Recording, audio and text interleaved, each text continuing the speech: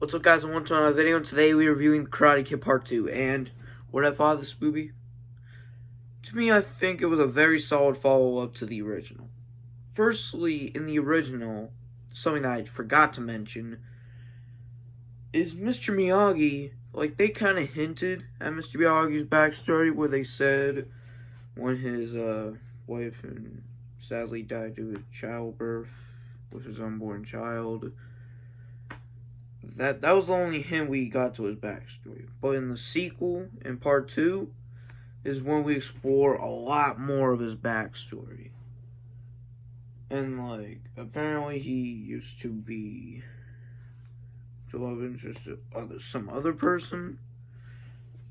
And then Santo apparently has, like, a big grudge after 45 years. Yeah, that's true. Like, in Okinawa.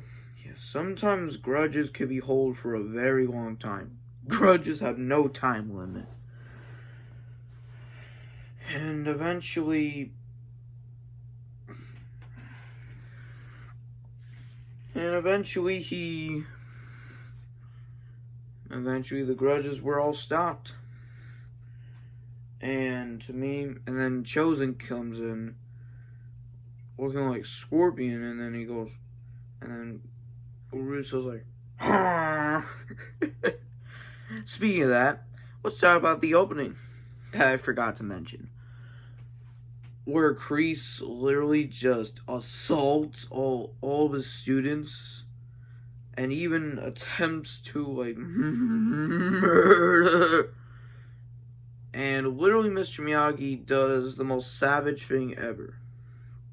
When he literally says, him facing his shame is a much worse fate than death. That is true. That's true. You facing the consequences of your actions is a much worse fate than death. That's all we can learn from this movie at the end of the day. Because that was cold. That was cold, bro. Yeah, that is a much worse fate than death. And yeah, that's it. Part 2 came out. And again, it made almost as much money as the first film, but wasn't as well received as the first film. Still a very solid follow-up. Next, we're going to cover Part 3. Okay, stay tuned for Part 3.